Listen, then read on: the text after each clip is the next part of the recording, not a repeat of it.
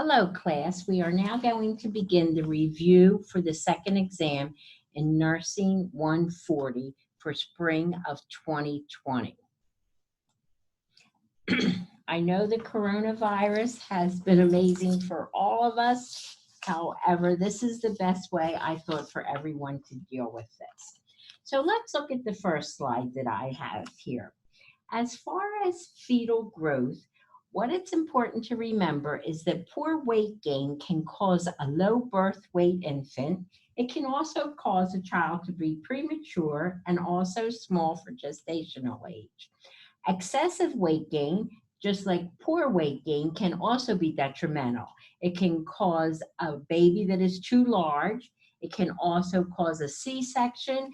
The baby can have a low APGAR score and also be hypoglycemic. The normal weight gain for a mom should be between 25 and 35 pounds. If the mother is overweight, then maybe she will not gain as much weight. However, if the mother is underweight, then she also may be able to gain a little bit more weight.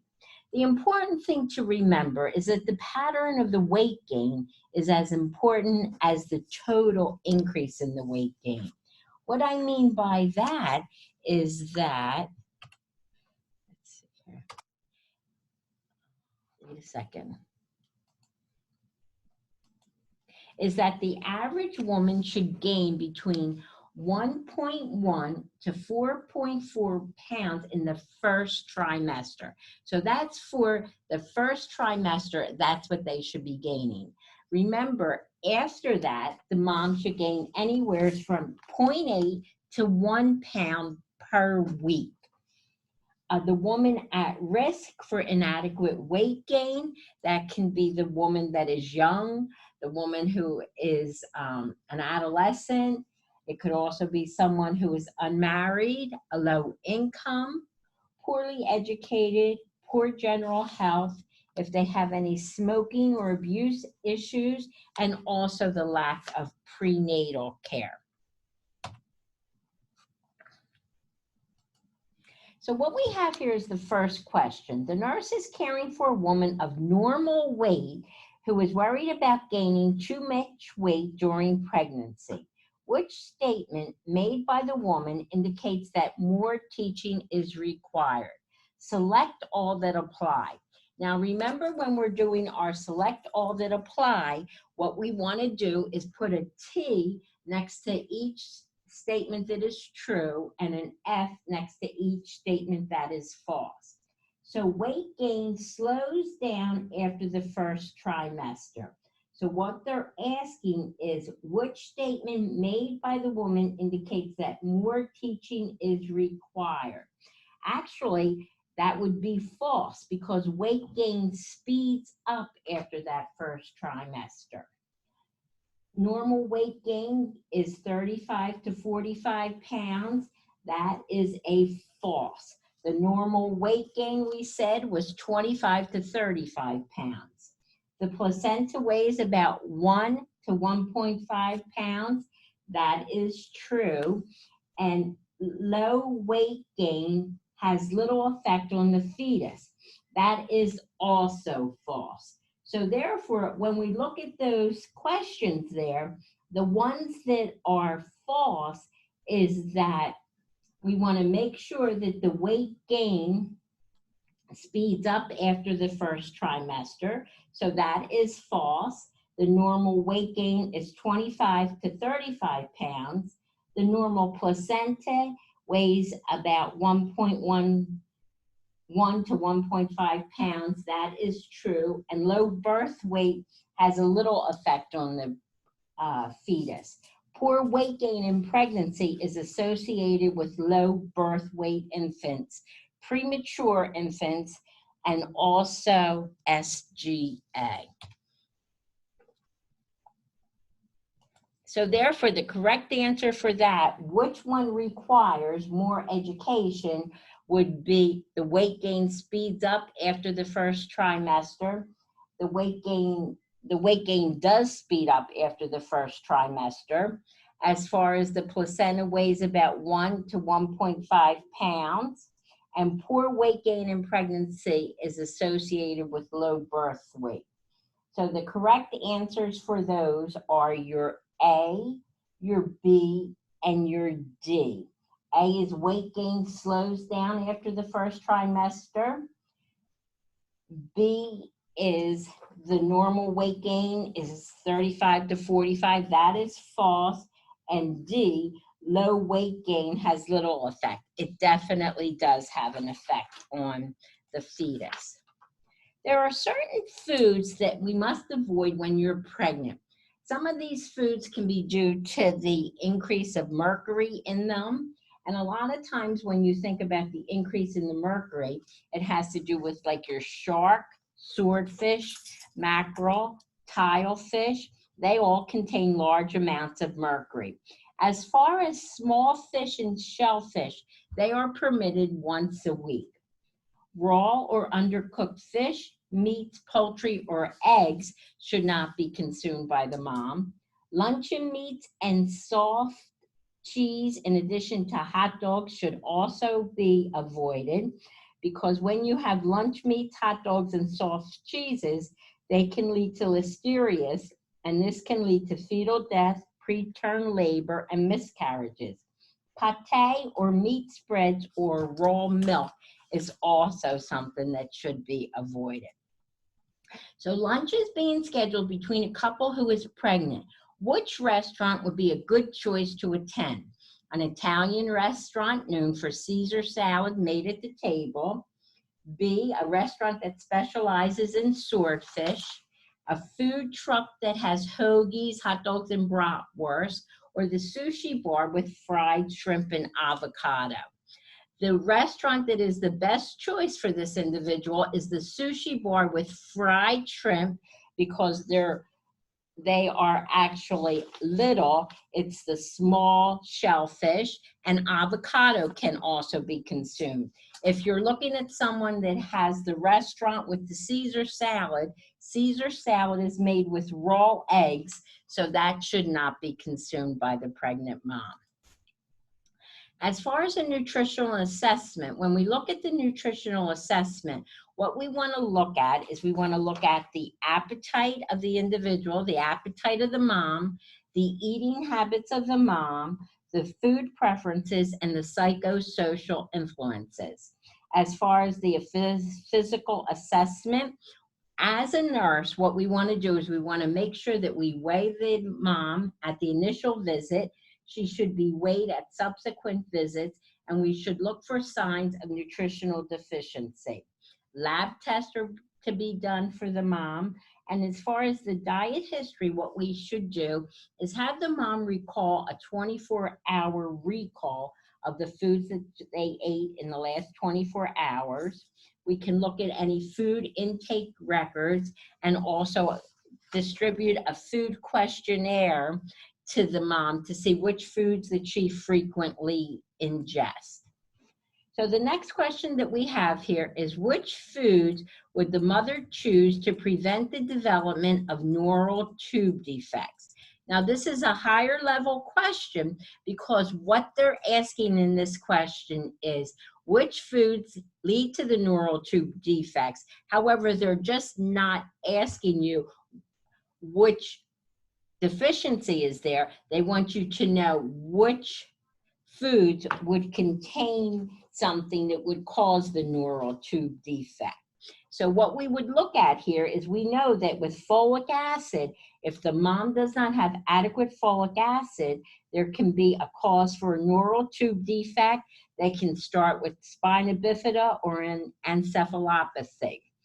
So what it's important to look at here is we have chicken, fish, berries, and green leafy vegetables. So what they're specifically asking in this question are which foods are high in folic acid. As far as the foods that are high in folic acid, that's your broccoli, your asparagus, your spinach, and your green leafy vegetables.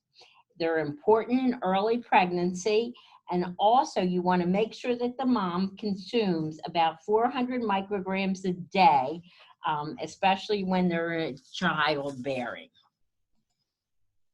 There's very physiological effects of the birth process. When we look at the physiological effects, we can see the cardiovascular changes. There's going to be an increase in the cardiac output. Cardiac output equals your heart rate times your stroke volume. The blood flow to the placenta temporarily decreases with contractions, and this can cause an increase in the maternal blood flow. You want to make sure that you monitor the vital signs between the contractions. Also, there's gastrointestinal changes. The mom will have a decrease in the gastric motility. Respiratory changes, the depth and the rate of respiration will increase.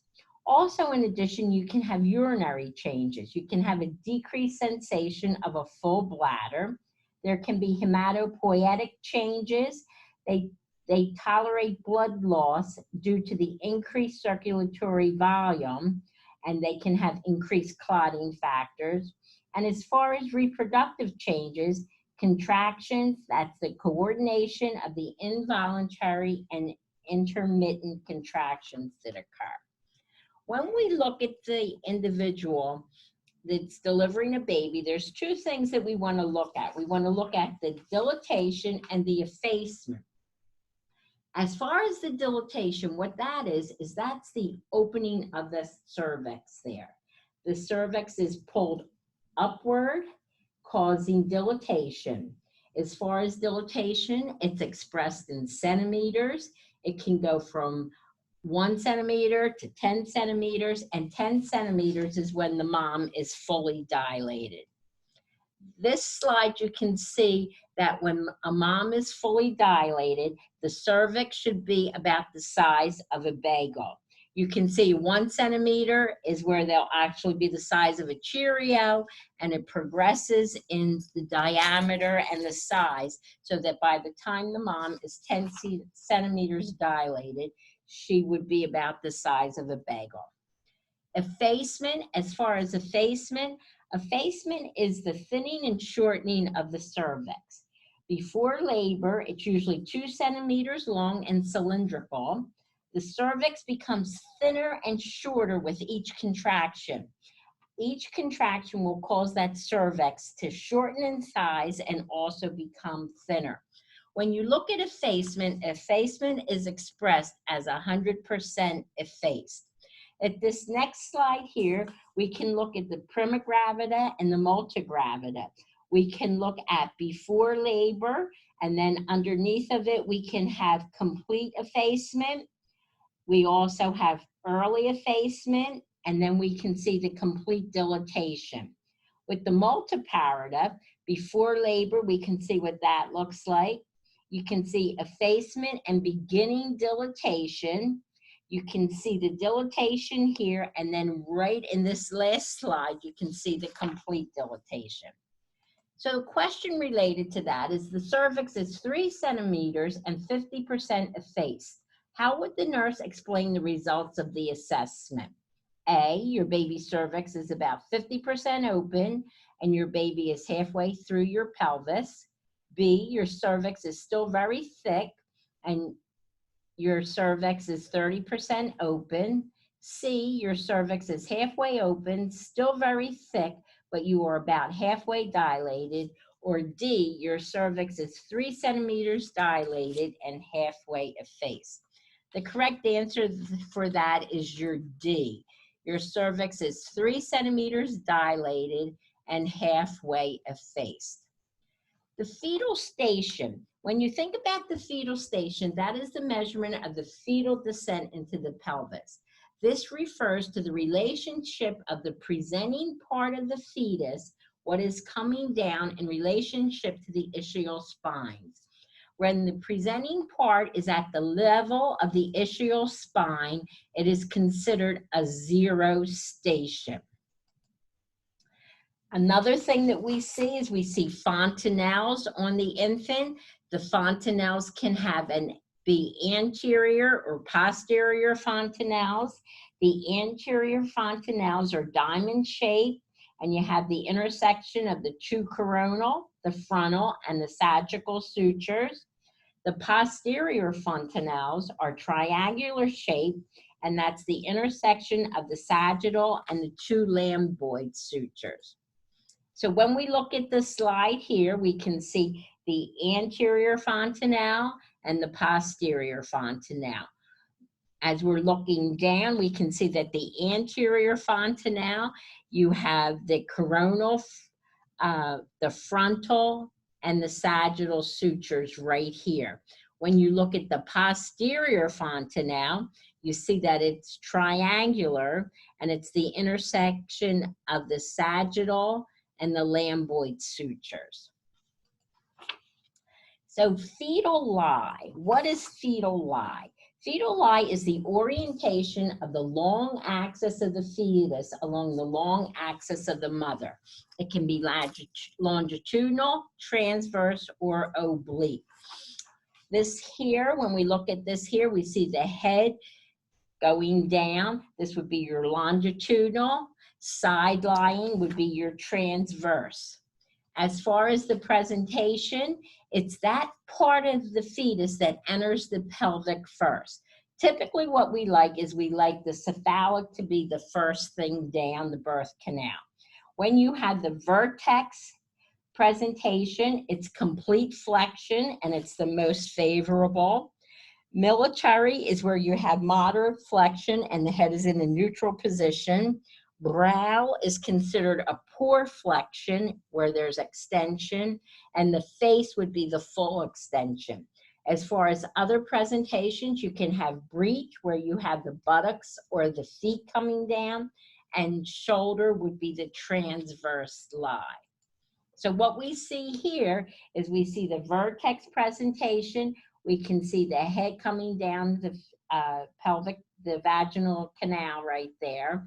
As far as the military, with the military, you can see that there's moderate flexion there, and the head is in a neutral position.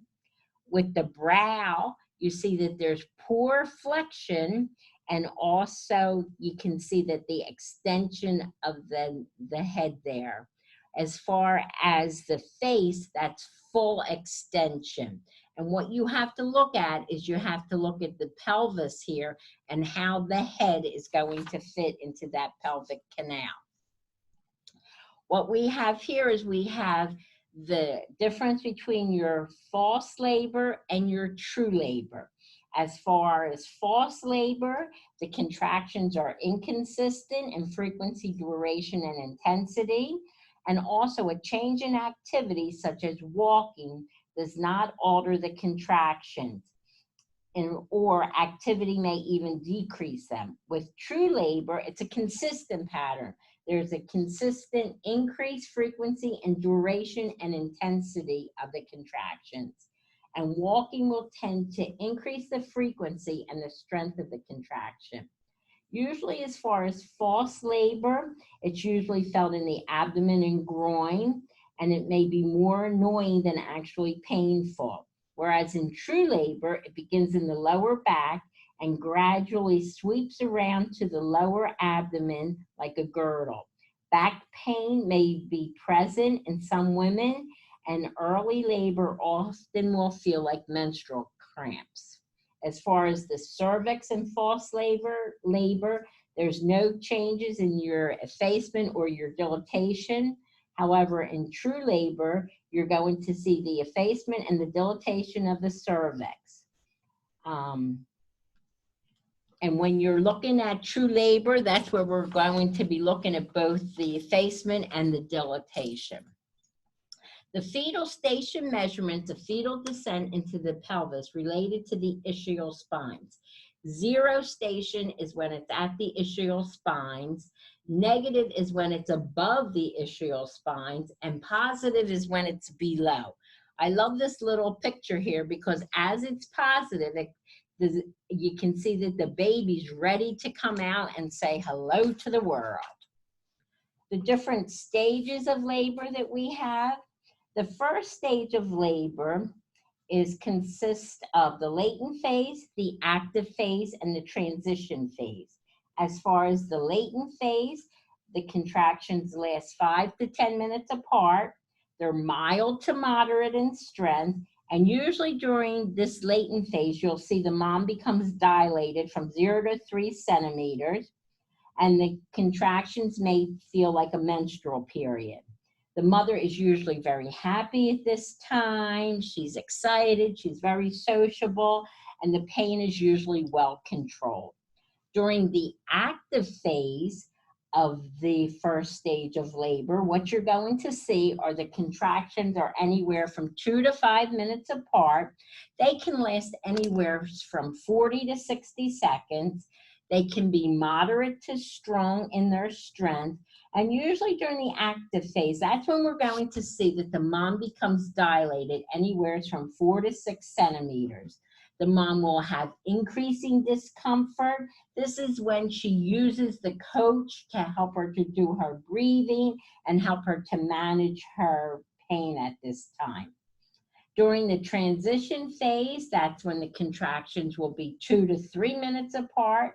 They can last anywhere from 60 to 90 seconds. They tend to get strong in the strength there. This is when the mom may not be the happiest person in the world. She will have some difficulty in coping, and she may have various emotions going from one extreme to the other extreme.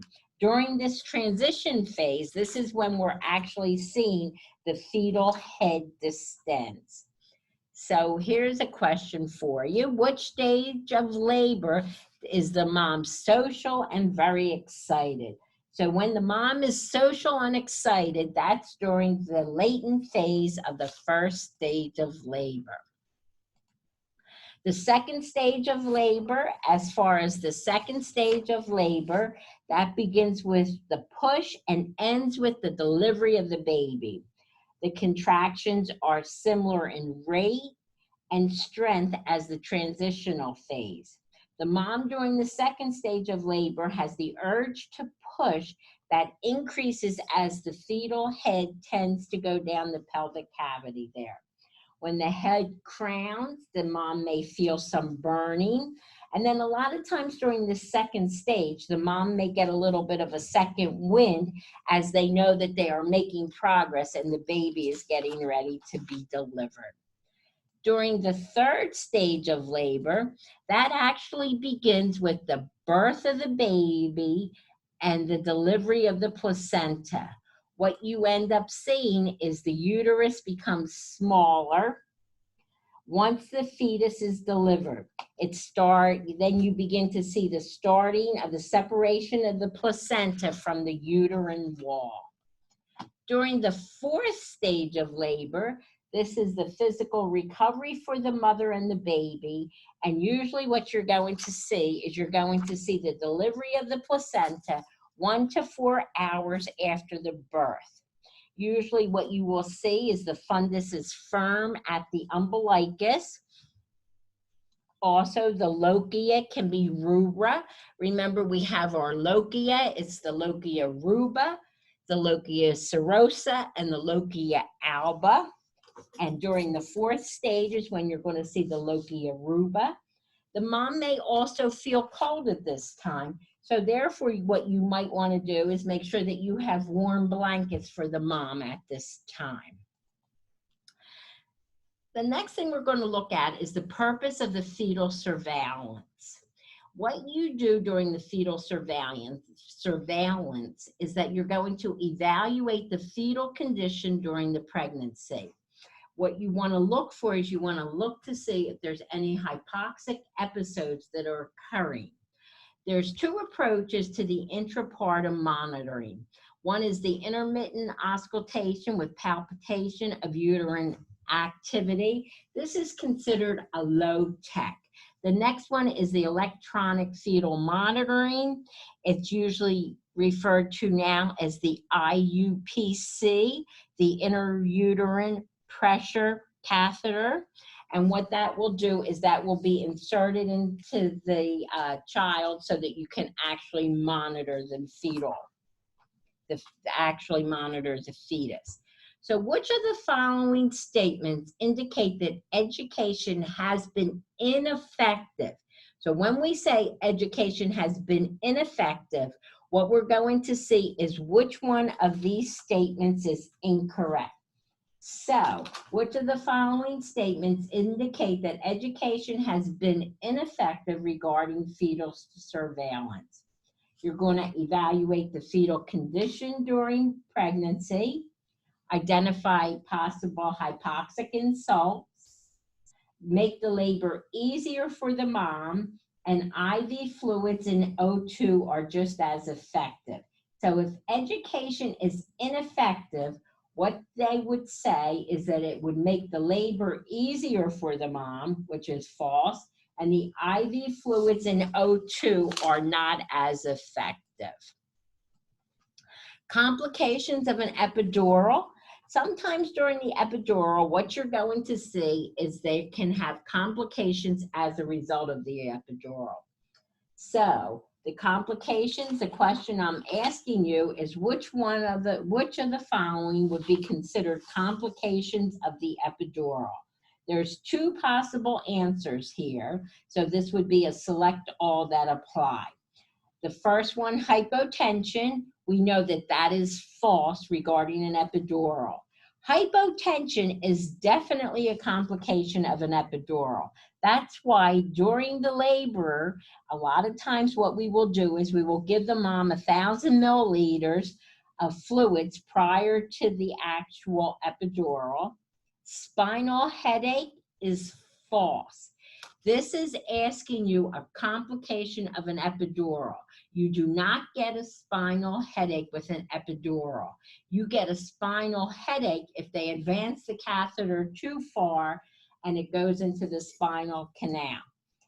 And slowing of the labor is definitely a complication from an epidural. So the correct answers for that are the two complications related to the epidural are your hypotension and the slowing of the labor.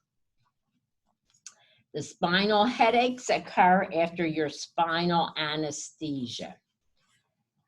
Due to hypotension, you give fluids. You'll usually end up giving the fluids before you actually start the epidural. The next thing that I wanted to look at was the amniotomy. That is done in conjunction with the induction. And what that does is that it enables the internal electronic fetal monitoring. The risk associated with an amniotomy is usually the prolapse and the compression of the umbilical cord. This is one of the primary risks that you will end up seeing with an amniotomy. Because of something being introduced, a foreign substance being introduced, you always have the risk of infection. And the reason for this risk of infection is that you've broken the membranes and they've ruptured. Also, another complication that you can see is the abruptio placenta. Some of the nursing considerations that you might do with an amniotomy is you want to make sure that you have a baseline fetal heart monitor. You want to assist with the procedure, have the pad placements, have the supplies ready for the provider, and also you want to do assessment after the procedure. You want to monitor the fetal heart rate, you want to chart the quality, the color, and the odor of the amniotic fluid, and you also want to assess the temperature every 2 hours. So the next question that we have here, or what are the primary risks associated with an amniotomy? Select all that apply. Maternal infection, true. Maternal hemorrhage, false. Prolapse of the umbilical cord, true. Abruptio placenta, true. So the correct answers there are A, C, and D. Maternal infection, prolapse of the umbilical cord, and your abruptio placenta. Sometimes what you might see is the Leopold's maneuver being done. This will be done in the physician's office as the mom is going for her scheduled checkups. It's a systematic maneuver to provide a systematic method for palpating the fetus through the abdominal walls. It's important to know when you're doing this, the best way to hear the fetal heart tones is when you're actually looking at the back. So when we look at the slide here, what you're going to end up seeing is you're actually going to be palpating to find out where the back of the mom is. You're also checking to see where the head is and also the buttocks of the child. Episiotomy, as far as an episiotomy, that's the incision of the perineum just before birth.